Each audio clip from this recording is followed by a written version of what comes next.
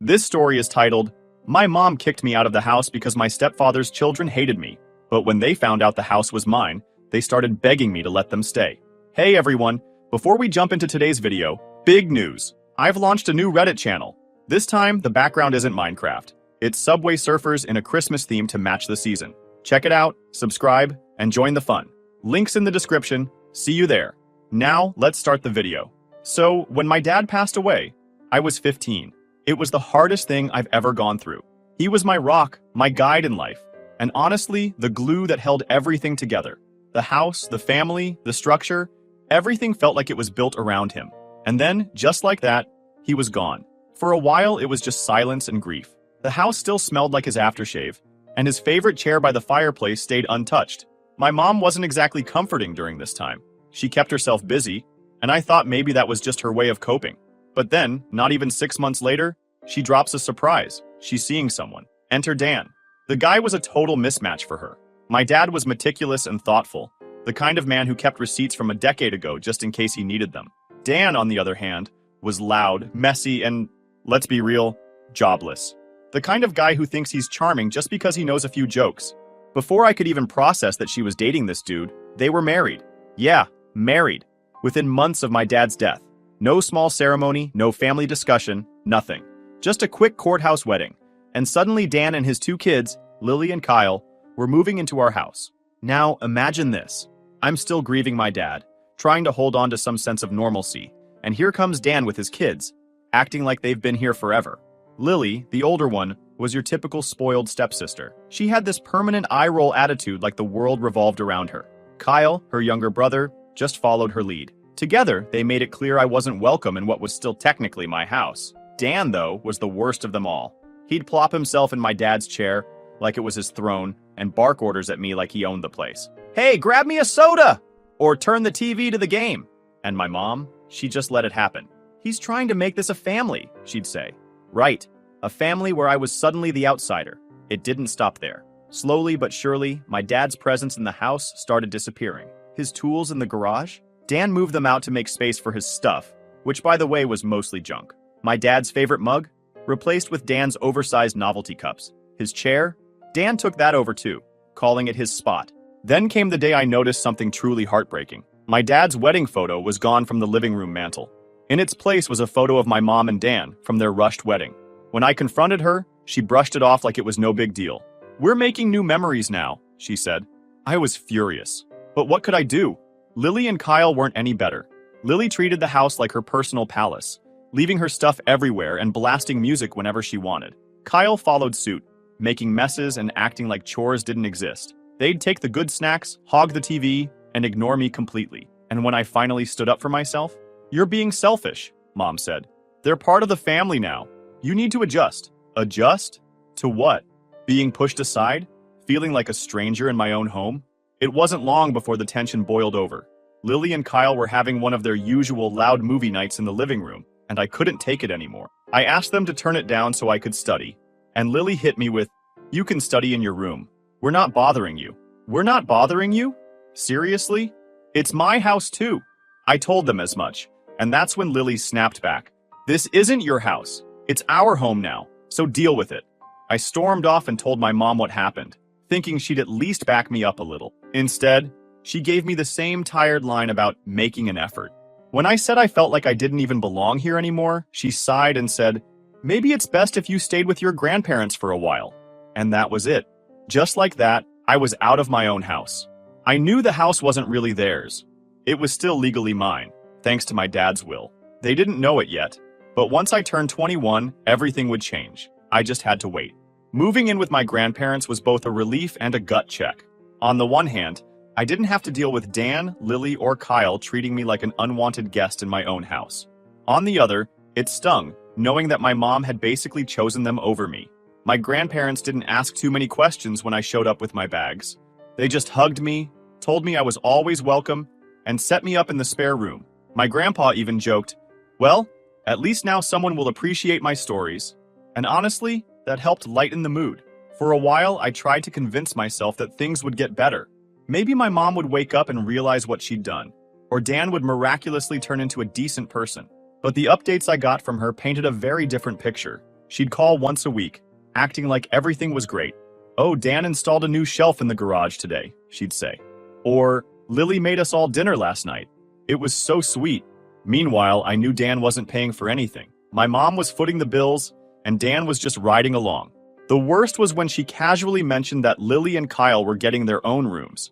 "We're turning your old room into Kyle's gaming space," she said, like it was nothing. My old room, the one I'd grown up in. Now it was Kyle's. I couldn't hold back. "So, you're just erasing me from the house?" I asked. She laughed nervously, like I was overreacting. "It's not like that. You're always welcome to visit." Sure, I was welcome, as a guest. What really pushed me over the edge was the next phone call. My mom didn't even bother with small talk. "So, Dan and I were thinking," she started, which was already a bad sign. "It might be a good idea if you give one of the properties your dad left you to Dan." I had to pause and make sure I heard her right. "You want me to give one of Dad's properties to Dan?" "Just one," she said, like it was no big deal. "It would help him feel like this is his family too." I couldn't believe it. "Mom, you do realize those properties are for my future, right? Dad left them to me for a reason." She sighed, annoyed, like I was the unreasonable one. "Dan is trying so hard to make this family work. This could really bring us all closer," I snapped. "Closer? You kicked me out of the house for them? And now you want me to hand over part of Dad's legacy to a guy who hasn't worked a day in his life? No way." She didn't call me selfish outright, but the tone was there. "You need to think about what's best for everyone, not just yourself," she said before hanging up. After that, I stopped answering her calls for a while. Living with my grandparents became my safe zone. They didn't hover, but they made sure I was okay. My grandma would slip snacks into my backpack when I wasn't looking, and my grandpa always found reasons to include me in whatever project he was working on. They gave me space to vent when I needed it, but never pried for details. At school, I threw myself into studying and hanging out with friends. It wasn't like I was trying to distract myself from the situation. Okay, maybe a little. But I realized that being around people who actually valued me made a huge difference. My grandparents' house felt more like home than my mom's ever did after Dan moved in. The calls from my mom didn't stop, though. She'd leave voicemails trying to guilt me back into her world. "I miss you," she'd say. "Why don't you come over for dinner this weekend? Dan's making his famous chili." As if sitting across the table from Dan and his kids was some kind of treat. It wasn't just my mom either. Relatives started chiming in. "You need to forgive your mom," one aunt told me. "She's just trying to do what's best for everyone." Another uncle said, "Family is family. You have to let this go." But none of them offered to take me in when my mom kicked me out. Funny how that works. Despite all of this, I kept reminding myself of one thing.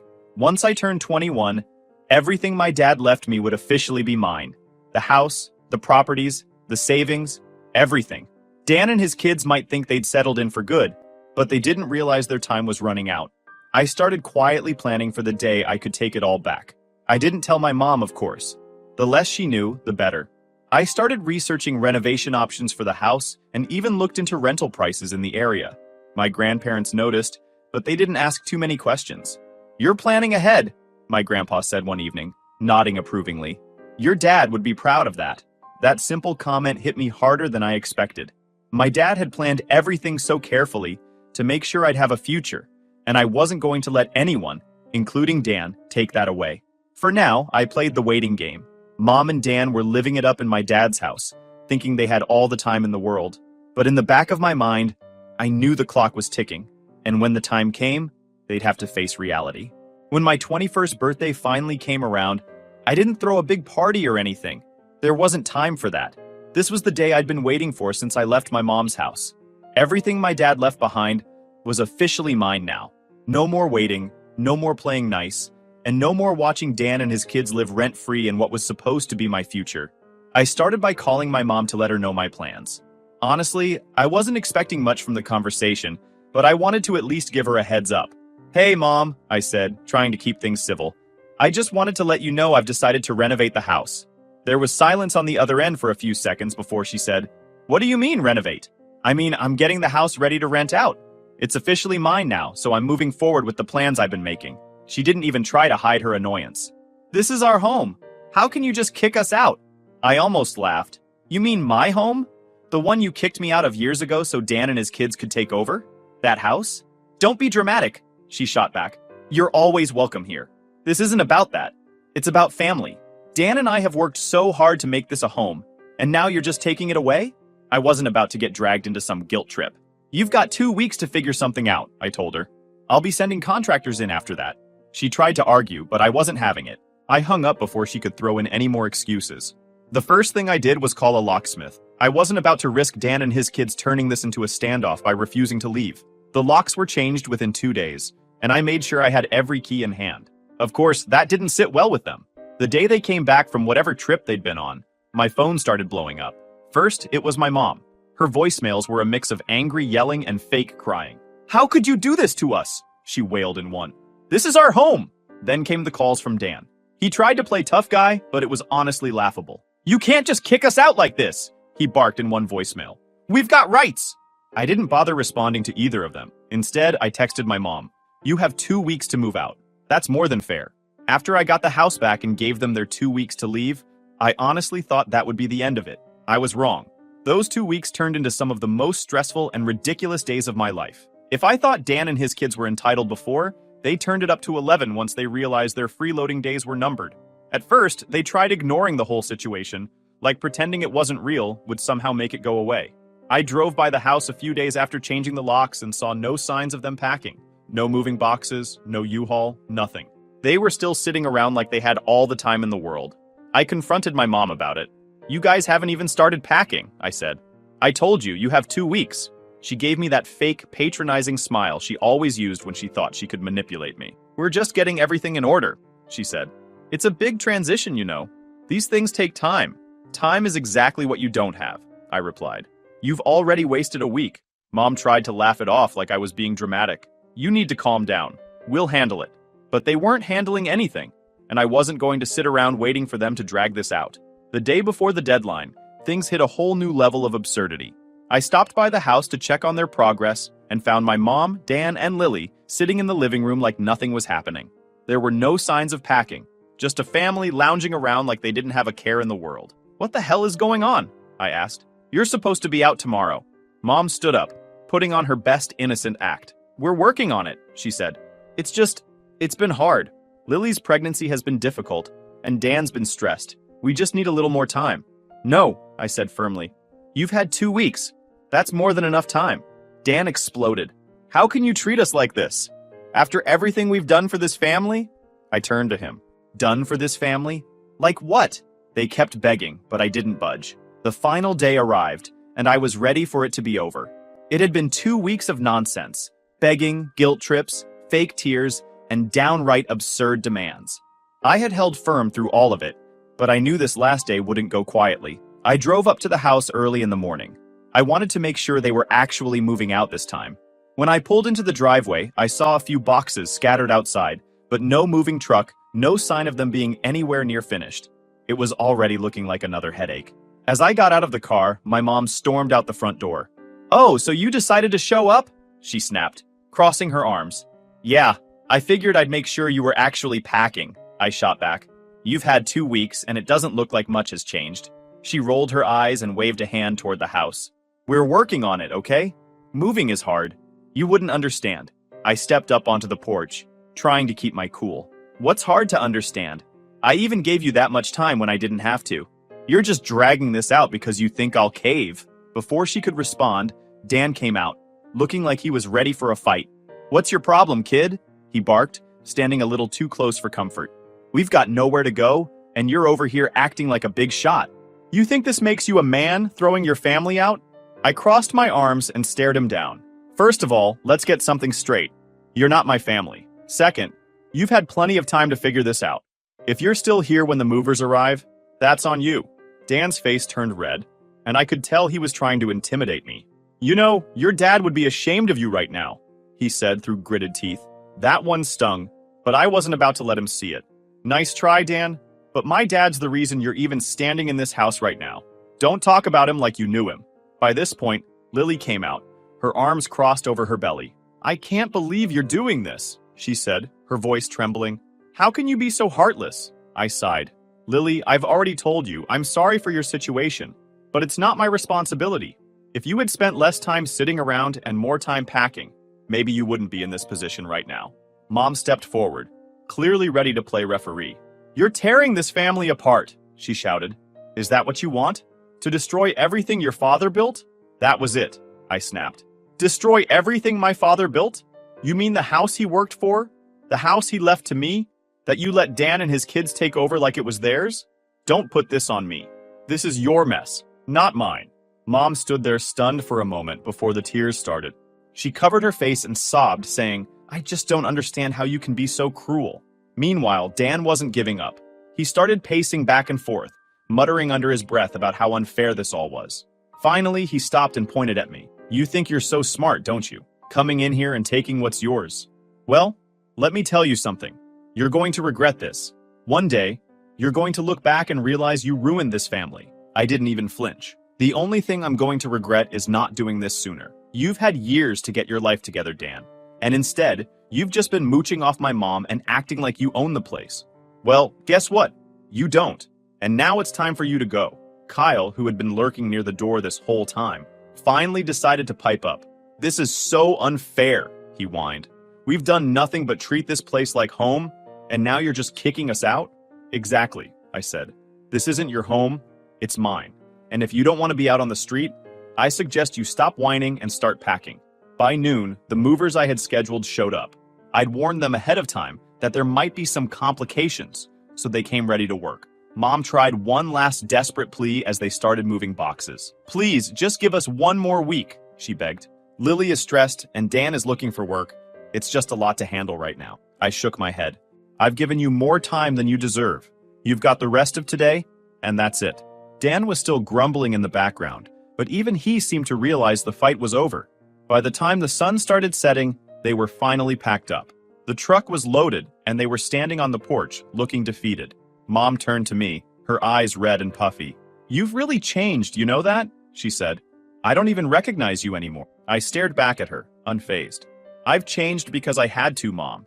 You made your choice. Now I'm making mine. Dan muttered something under his breath, but I didn't bother responding.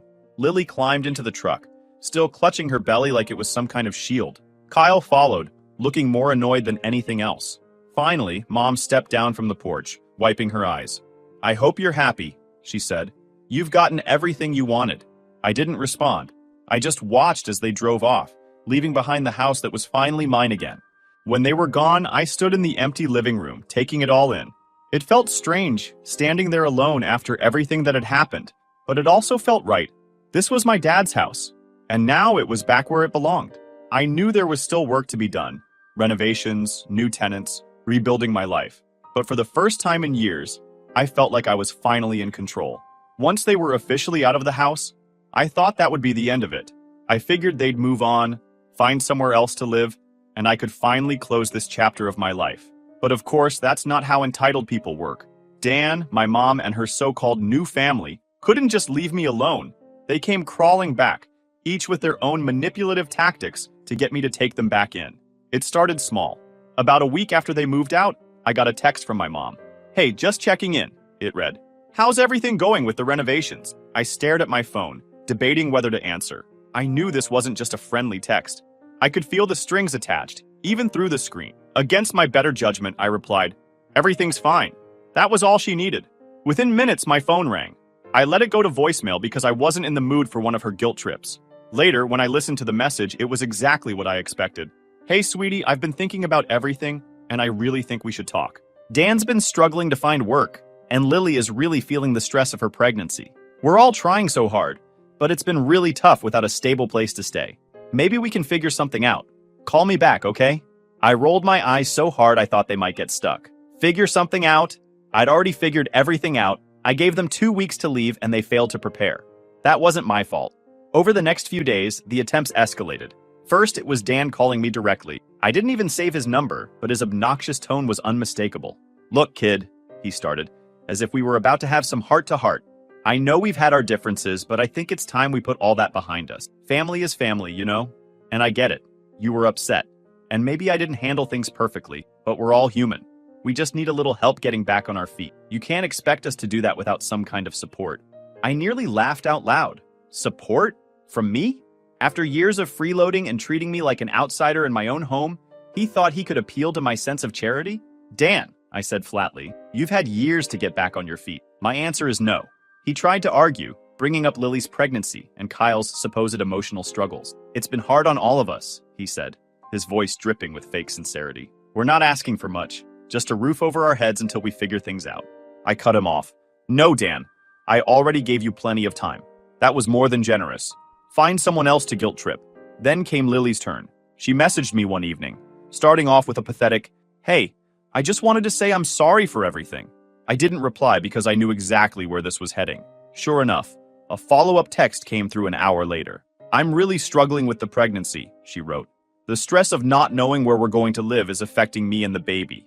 I know we didn't always get along, but I thought maybe we could start fresh. It would mean so much to me if you could just let us stay for a little while, just until after the baby is born." I didn't even bother responding. I wasn't about to get sucked into her sob story. A few days later, my mom showed up at my grandparents' house unannounced. She was clearly desperate. Her hair was a mess, and she had that frantic look she always got when things weren't going her way.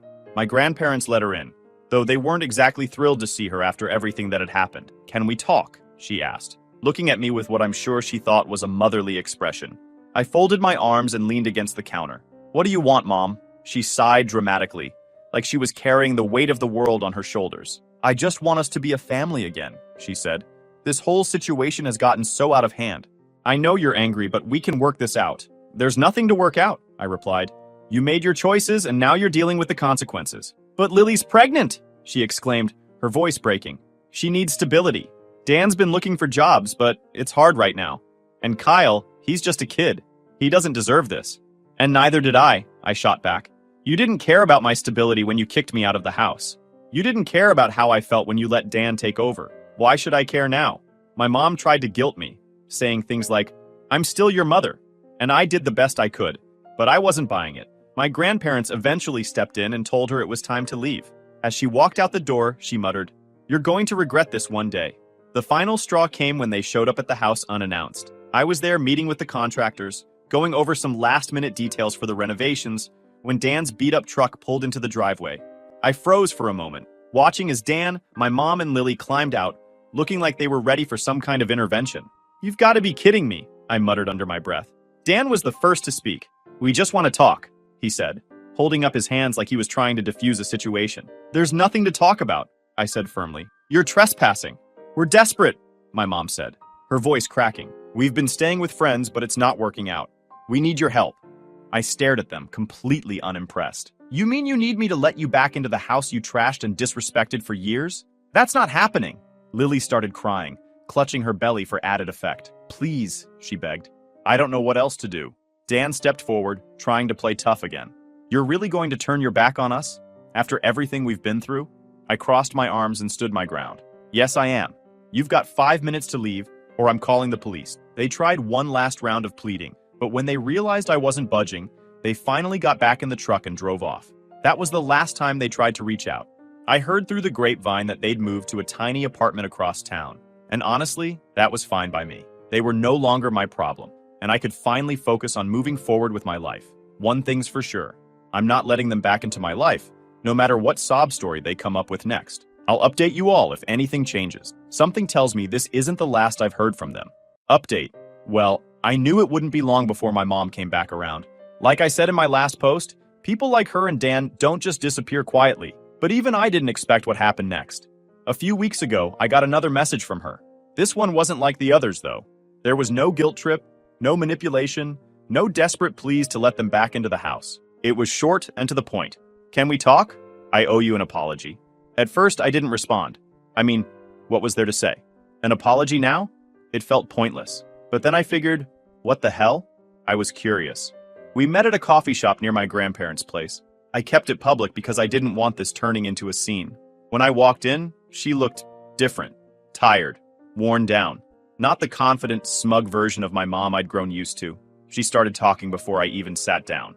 "I need to apologize," she said, "for everything."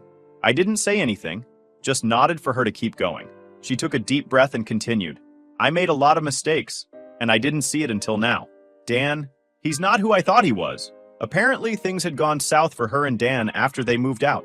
Without the house, the stability, and the free ride, Dan had shown his true colors. According to her, he'd become angry, controlling, and completely different from the man she thought she married. He treated me well when we were in the house, she said, her voice shaking. But once it was gone, once I didn't have anything else to offer, he changed. He blamed me for everything. For losing the house, for not finding him a job, for Lily's pregnancy stress.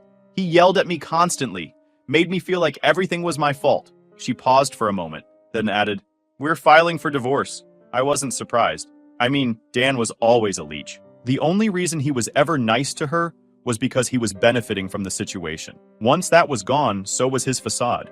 After spilling all of that, she looked at me, her eyes full of tears. I should have seen it sooner. I should have listened to you. But I was so caught up in trying to build this new life that I didn't realize what I was giving up.